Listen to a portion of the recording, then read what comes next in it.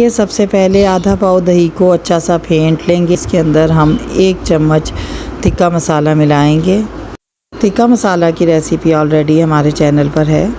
Mix करेंगे दही के अंदर और फिर 1 पाव चिकन के टुकड़े जो कि बहुत छोटे साइज़ में कटे हुए हैं वो इस मिक्सचर में मैरिनेट कर देंगे।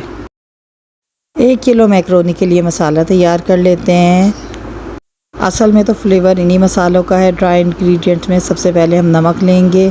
1 किलो मैक्रोनी के हिसाब से यहाँ मैं तकरीबन 1.5 चमची नमक ले रही हूँ। 2 चमची काली मिर्च का पाउडर, 3 चमची पिसी हुई सफ़ेद मिर्च। ये सारे नाप मैं आपको टीस्पून के बता रही हूँ। 1 चमची भुना कूटा हुआ ज़ीरा, ये बहुत ज़रूरी है इसके अंदर, इसके स्पेशल फ्लेवर के लिए। इसके बाद हम डालेंगे आधी चमची चाट मसाला, साथ ही हम डालेंगे आधी चमची कुटी हुई लाल मिर्च, 1 चमची सौंठ जिसे अदरक पाउडर भी कहा जाता है, और इसके अलावा 2 चमची चिकन पाउडर। बस इनको मिक्स कर लेंगे। ये हमारे ड्राई इंग्रेडिएंट्स तैयार हो गए हैं। एक कढ़ाई में मैंने यहाँ पे आधा कप ऑयल लिया है। 1 किलो मैक्रोनी के लिए ये आधा कप ऑयल है, क्योंकि मैक्रोनी चिकनी अच्छी लगती है, खुश्क मैक्रोनी बिल्कुल भी खाई नहीं जाती। तो इसके अंदर मैं ऐड करूँगी 2 अदद दरमियाने साइज़ की प्याज चॉप। मीडियम फ्लेम पर प्याज को 4 से 5 मिनट गरम करेंगे कि ये नरम हो जाए, इसका कलर चेंज नहीं हो। फिर इसके अंदर हम मैरिनेट की हुई चिकन शामिल कर देंगे। इसको हम यहाँ 2 से 3 मिनट तक अच्छी तरह पकाएंगे।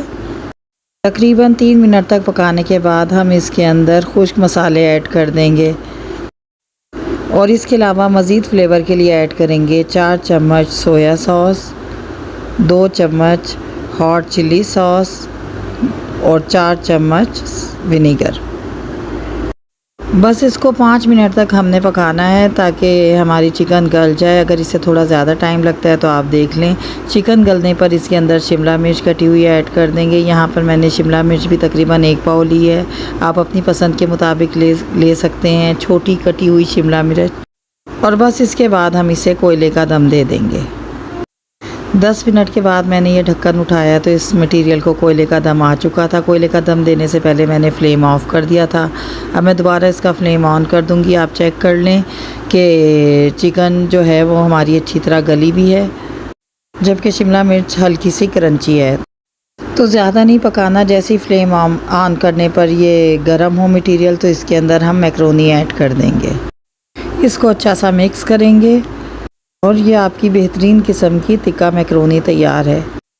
मैक्रोनी तो सभी बनाते हैं, लेकिन इसमें सारा कमाल इसके फ्लेवर्स का है कि इसके अंदर जो मसाले ऐड किए गए हैं वो इसको एक स्पेशल फ्लेवर देंगे। तो ज़रूर बनाएं इस तरीके से। पसंद आए तो हमारे चैनल को सब्सक्राइब कर दें। वीडियो को लाइक और शेयर करना मत भूलें। अल्लाह हाफिज़। मिलते हैं एक नई वीडियो के साथ।